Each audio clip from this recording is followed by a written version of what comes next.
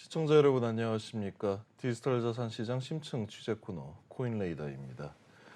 최근 들어서도 이 디지털 자산과 관련된 각종 사기, 스캠, 사건, 사고 그리고 각종 비위 행위들이 굉장히 좀 많이 일어나고 있습니다. 특히 이 중에서도 ERC20 등으로 발행된 토큰 관련해서도 투자자로 하여금 채굴 그리고 보상 등과 관련된 각종 현혹시키는 말들로 사기를 치는 경우들도 굉장히 좀 많이 일어나고 있습니다.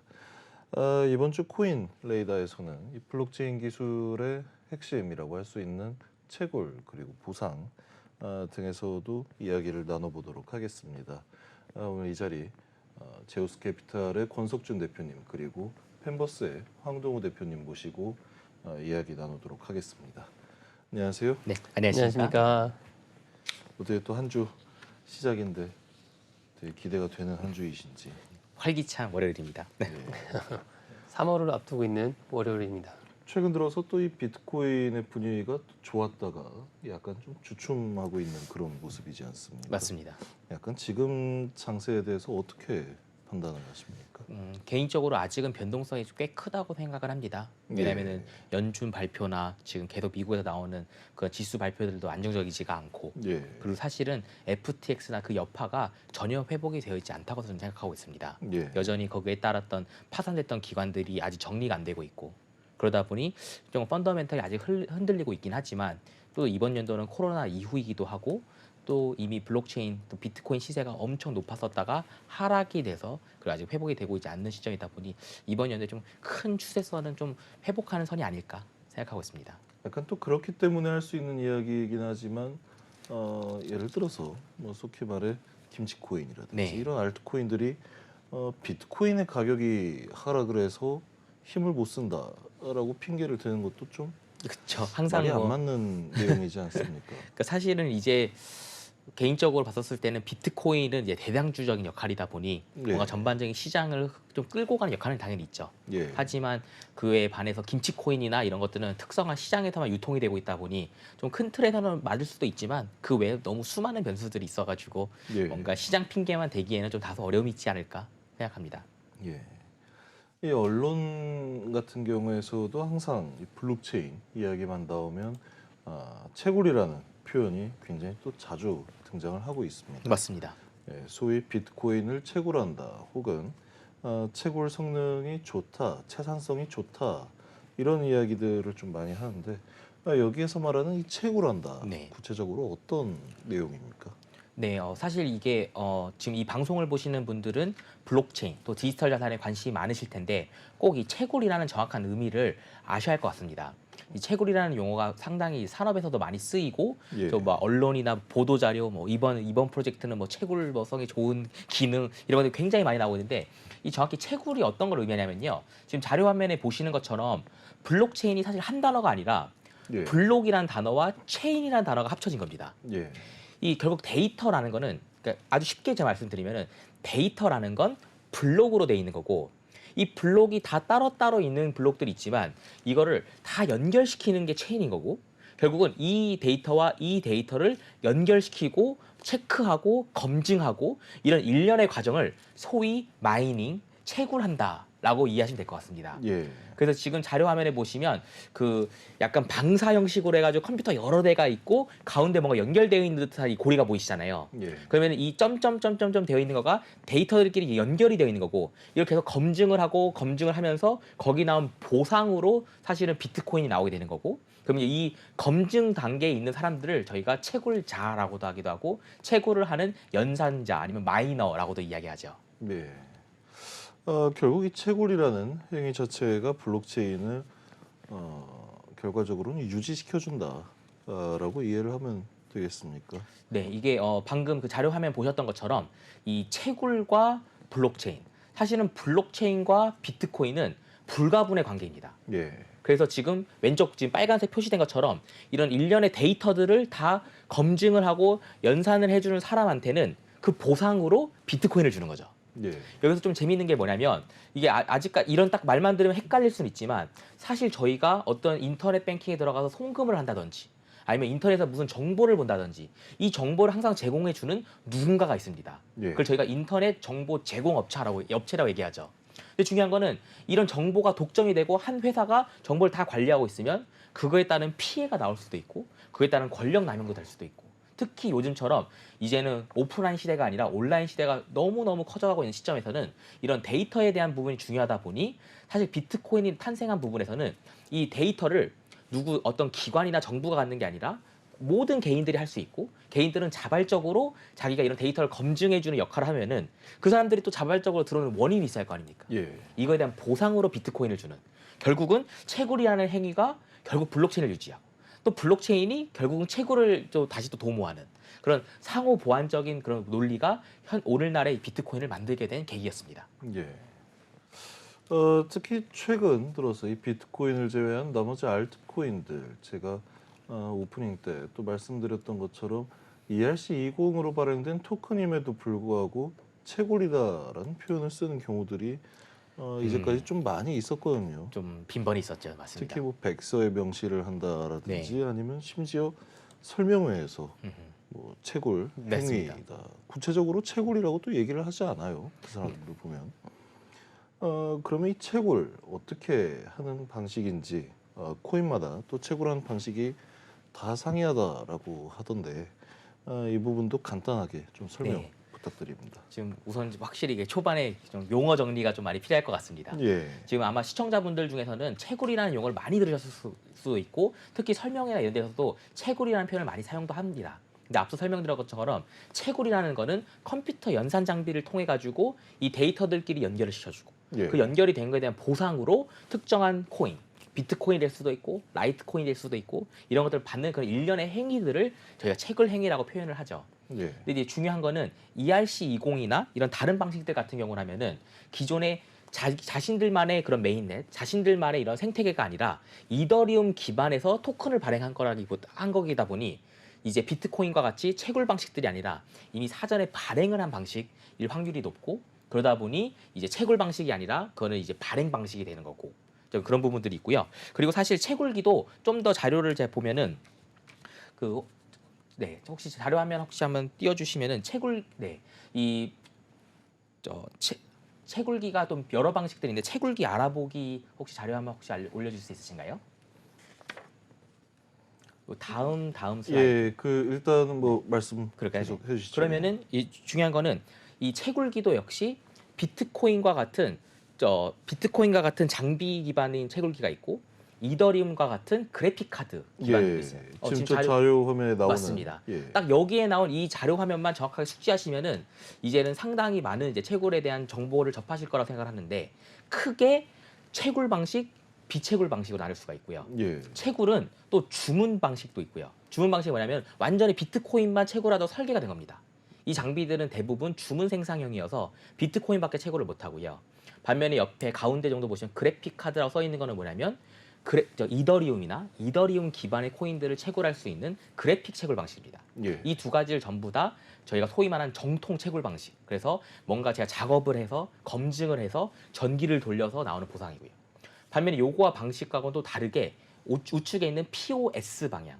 요게 아마 업계에서는 스테이킹이라고 표현을 많이 쓰는데 예. 이거는 이제 내가 전기를 사용을 해서 뭔가 검증을 하는 게 아니라 내가 특정한 코인을 가지고 있고 이거를 다시 블록체인에 맡기는 일종의 적금이라고 해야 할까요? 내가 가지고 있는 코인을 다 일정에 맡기면은 그거에 따른 나의 지분에 따라 가지고 배당이 나오는 그런 POS 채굴. 그래서 POW는 장비 기반 채굴, POS는 적금형 예치형 채굴. 이 두 가지가 큰 채굴 방식이라고 보시면 될 것 같습니다. 최근에 이더리움이 비잔티움 업그레이드를 통해서 진행을 한 게 기존의 POW 방식에서 POS 방식으로 맞습니다. 넘어간 사례이지 네. 않습니까? 그렇기 때문에 아무래도 시청자 여러분들 중에서도 관심이 있으신 분들이라면 지금 말씀드린 내용들이 어느 정도 좀 익숙하실 거다라고 생각을 하고 있습니다. 근데 채굴기 같은 경우에도 예. 지금 앞서 계속 이야기를 말씀 주셨지만 채굴 산업의 동향이 예. 중국에서 굉장히 규제가 거래소나 코인뿐만이 아니라 그런 채굴에 대한 부분까지 규제가 강도 높게 많이 들어가지 않았습니까? 예. 지금 채굴에 대한 어떤 환경이 미국 쪽으로 굉장히 많이 넘어가는 것 같아 보여요. 그리고 예. 마찬가지로 채굴을 통해서 우리 전통적인 방식으로 채굴을 할 때는 물론 이제 전기에 대한 예. 이게 좀 요즘에 그래서 친환경적이냐 이 전기 생산을 하기 위한 어마어마한 전력이 많이 들어가지 않습니까? 예. 이런 부분 때문에 채굴의 방식도 앞으로 굉장히 많이 바뀌어져 나갈 거라고 봅니다. 그래서 마찬가지로 기존 전통 방식의 POW 방식의 이더리움 채굴이 요번에 그죠 업그레이드를 통해서 포스 전환을 하지 않았습니까? 예. 지분자 전환 방식으로 바뀌었잖아요. 예. 그 근행도 저희가 달았었는데 앞으로 많은 코인들이 과거에 그 많은 전력을 사용하는 이런 POW 방식보다 앞으로 좀 더 진보된 형태의 어떤 코인으로 계속 나오지 않을까라는 생각을 좀 더 붙여봅니다. 이 채굴기 관련해서 가장 또 각광을 받았던 나라 중에 하나가 카자흐스탄이었지 않습니까? 맞습니다. 전기세가 싸기 맞습니다. 때문에 채굴에 가장 적합한 나라다. 과거에 제가 예. 채굴 때문에 러시아 모스크바를 한번 간 적이 있어요. 예. 오, 모스크바에 무슨 라이언 뭐라고 했던 채굴 회사였거든요. 예. 그 친구들은 채굴장이 화력 발전소 안에 있었어요. 아, 발전소 안에. 네, 발전소 안에. 예. 우리는 전기료가 들지 않는다. 네, 그런 컨셉이었습니다. 그래서 들어갈 때 국가에서 저희가 검문을 일단 받아요. 예. 카메라나 전혀 없이 이런 거 버스 안에서 다 어떤 외부인이다 보니까 국가 어떤 뭐라고 할까요? 기관에 대한 어떤 그런 곳으로 들어가는 거잖아요. 발전소 안으로. 약간 이 채굴 얘기하다 국가기관 얘기가 예. 나오니까 약간 좀 냄새가. 아, 그렇죠. 근데 굉장히 크진 않았어요. 예. 굉장히 크진 않았는데 중요했던 거는 거기서 이야기했던 거는 우리는 이 전력을 화력 발전을 통해서 남는 전력을 가져다가 쓰면서 그래서 채굴 비율이 굉장히 좋다라는 거를 강조했던 어떤 예. 회사였던 걸 기억하고 있습니다. 아니, 저도 이 채굴 관련된 이야기가 나왔을 때 카자흐스탄 한번 가봤거든요. 네. 가봤는데 그때 들었던 생각이 여기에서 만약 채굴 사업으로 돈을 많이 번다 한들 여기서 내가 뭘 하고 살 수 있을까라는 네. 그런 생각을 좀 많이. 저도 개인적으로 채굴에 예. 대해서는 막 공부를 하고 직접 채굴하기 위해 장비를 사본 적은 없어요. 예. 하지만 그 국내에서 2019년도쯤에 국내에서 개인들이 채굴하던 장비들이 이제는 국내 전기에 대한 어떤 이슈가 너무 많아서 예. 정말 카자흐스탄으로 채굴장을 넘겼거든요. 그때 저도 한 20대 정도를 저희가 넘겼습니다. 예.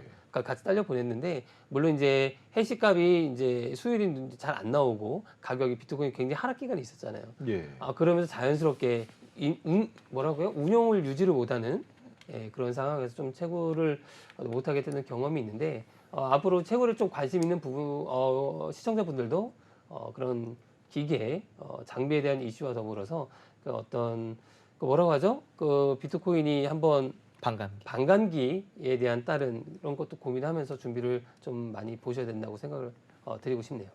이쯤 되면 시청자 여러분들도 내가 직접 채굴을 한번 해볼 수 있을까라는 생각을 하실 수도 있을 것 같습니다. 채굴기를 직접 구매해서 비트코인이나 이더리움을 직접 채굴하는 난이도는 혹시 어떤 편입니까? 네. 사실 그 아까 장비를 제가 잠깐 소개해드렸는데 예. 비트코인 채굴기 혹은 뭐 이더리움 채굴기는 일반 그래픽 카드입니다. 예. 이런 걸 장비를 직접 사가지고 직접 설치를 해서 채굴을 하는 것 자체는 엄청나게 어렵다는 거는 좀 아닙니다. 사실은 이제 요즘은 워낙 이제 정보가 오픈되어 있고 인터넷에서도 이런 개별적으로 하고 있는 채굴 커뮤니티가 많다 보니 그런 인터넷에 나와 있는 매뉴얼을 보고 따라하면서 특히 좀 IT나 이런 뭐 홈페이지 설치하고 이 정도를 만약에 아는 분들이라면 예. 충분히 하실 수 있는 분들이긴 합니다. 근데 하지만 중요한 거는 지금 저 자료화면 보시다시피 지금 왼쪽에 있는 저 비트코인 채굴기장 저게 지금 최근 신형 모델입니다. 예. 현재 지금 인터넷에 검색을 하면은 지금 가격이 한 850만 원 정도 되는 고가 장비인 거죠. 850만 원에 저 큰 쇳덩이 하나가 와가지고 그걸 제가 케이블에 연결하고 인터넷 연결해가지고 인터넷 들어가가지고 제 지갑 주소 넣어서 채굴기 세팅을 하는 겁니다. 예. 이 세팅을 하는 것 자체는 할 수는 있는데 중요한 건 이걸 가지고 만약에 제가 대규모로 한번 돈을 벌어보겠다 그러려면은 사실은 현실에서 제가 경쟁을 해야 하는 대상자들은 우측에 있는 아까 말씀해 주셨던 카자흐스탄 채굴장들인 겁니다. 예. 지금 보시면은 저 장비 한 대가 800만 원이 넘어가는데 저거는 사실은 비트코인 시세에 따라서 왔다 갔다 합니다. 근데 예. 중요한 건 그 장비들이 지금 보다시피 무수히 많은 채굴장들이 연결돼 있고 무수히 많은 장비들에서 어마어마한 채굴을 현재 하고 있는 과정에서 저는 개별적으로 그 사람들하고 경쟁을 해야 하는 부분이다 보니 좀 전문가적인 영역을 갈 수밖에 없고 그리고 실제 현실적으로 어려움 한국에서 채굴을 많이 못하고 이제 카자흐스탄, 앞서 권 대표님 말씀해주신 미국, 많이 화력 발전소 이런 데로 가는 이유는 왼쪽에 있는 장비를 제가 샀다고 하더라도 800만 원, 거의 1000만 원에 육박한 자금을 주고 구매를 해도 이 전력량이 지금 저게 3000kW거든요. 예. 3000kW면은 두 가구입니다. 그러니까 제가 그거를 집에 가가지고 하나 딱 꼽잖아요. 그럼 저는 바로 전기가 나가버립니다. 저 소모 전력이 두 가구의 평균 전력이기 때문에 예. 이 전력량을 감당할 수가 없어서 산업용 전기나 이런 걸 써야 하는데 그건 또 현지 또 규제랑 또 맞춰야 하다 보니 그런 현실적인 어려움들이 아직은 한국에서 대형 채굴장을 운영한다는 건 좀 어려운 부분이 아직까지는 있는 전문가의 영역일 것 같습니다. 일반인들이 채굴기를 직접 구비해서 채굴을 한다라는 건 사실 거의 불가능에 가깝다라고 현실적이지 않죠, 맞습니다. 봐야겠네요. 그 일반적인 투자자분들은 채굴기 투자 어떻게 할 수가 있겠습니까?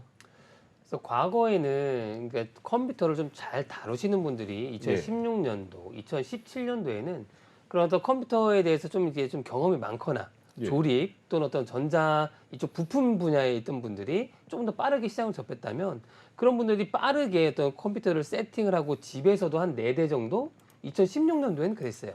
예. 지금만큼 전력량이 저렇게 들어가지는 않았으니까요. 물론 아식 기계도 굉장히 많이 발전하면서 전력량을 많이 잡아먹죠. 근데 과거에는 그렇게까지는 아니었다라는 거죠. 예. 그래서 그때는 또 가능했어요. 근데 지금은 마찬가지로 저렇게 대형으로 채굴이 돌아가고 최신 장비 하나를 구매하는 것도 부담스러운데 전력량이 두 가구를 소모한다. 개인적인 분들은 솔직히 말씀해서 쉽지 않다라고 말씀을 드리고요. 그 외 대안으로 파워 방식이 아닌 다른 대안으로 정말 좋은 프로젝트들 또 좋은 코인을 채굴할 수 있는 방향들도 계속 나오고 있으니까 그런 어떤 포스나 또는 어떤 스토리지 방식 또 나아가서 또 그 너머에 있는 다른 방식들이 또 나올 거라고 저는 보고 있습니다. 그런 쪽을 계속 주의 깊게 관심 있게 보시는 게 좋지 않을까 생각을 하고 있습니다. 그렇다면 이 클라우드 마이닝, 소위 가상 채굴이라고 이야기를 하는 채굴장들도 최근 들어서 좀 굉장히 많이 나타나고 있지 않습니까? 네네 맞습니다. 이런 투자 상품들은 어떻게 좀 평가를 할 수 있고 또 시장에서는 어떤 반응을 보이고 있습니까? 네, 맞습니다. 이 클라우드 마이닝 요즘 굉장히 많이 이야기가 나오고 있죠. 예. 클라우드 마이닝 말 그대로 우리가 이더리움 재단에다 스테이킹을 포스 전환 방식, 지분자 전환 방식으로 지금 바뀌었지 않습니까? 채굴이 예. 넣고 싶은데 최소 이더 수량이 30개가 넘어가요. 예. 그러니까 일반적으로 30개면 지금 한 6천만 원이 육박하는 금액이거든요. 그렇죠. 쉽지 않죠. 그러다 보니까 포스 대안이 또 안 되고 있죠.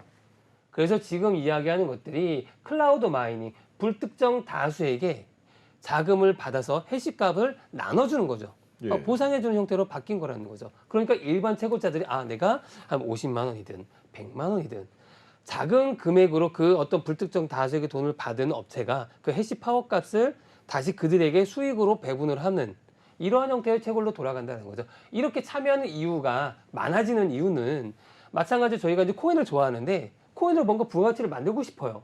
그런데 나는 트레이딩을 잘할 줄 알았어.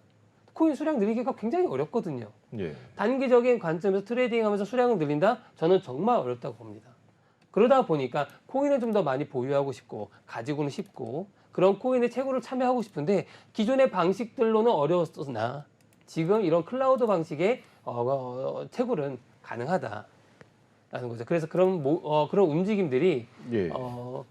거래소를 중심으로 또는 이제 전 세계에서 가장 큰 업체가 클라우드 마이닝하는 가장 큰 업체가 이제 아이슬란드에 있어요. 보니까 예. 아이슬란드에 있고 제네시스 마이닝. 예, 그 제네시스 마이닝입니다. 뭐 시청자 여러분들 뭐 너무 다 이제는 잘 아시니까 아시는 분들은 아실 거예요. 그러니까 제네시스 마이닝이 아이슬란드에 있고 본사는 홍콩에 있습니다. 홍콩에 있다 보니까 이게 또 중국 친구들의 어떤 게 굉장히 많은 지분이 있지 않을까 생각을 듭니다. 예. 그래서 이런 클라우드 마이닝 앞으로도 점점 더 많아지고 더 많은 참여를 이끌기 위해서 시장을 확장해 나갈 건데 그런 부분들도 잘 보셔야 될 부분이 쉽게 접할 수 있고 쉽게 들어갈 수 있기 때문에 그거를 또 악용하는 사례들도 나올 수 있기 때문에 잘 체크해 봐야 될 부분들이 좀 여러 가지 있지 않을까 싶습니다. 예. 네. 그럼 저희는 잠시 쉬었다가 2부에서 다시 이 채굴 산업에 관한 이야기로 넘어가도록 하겠습니다.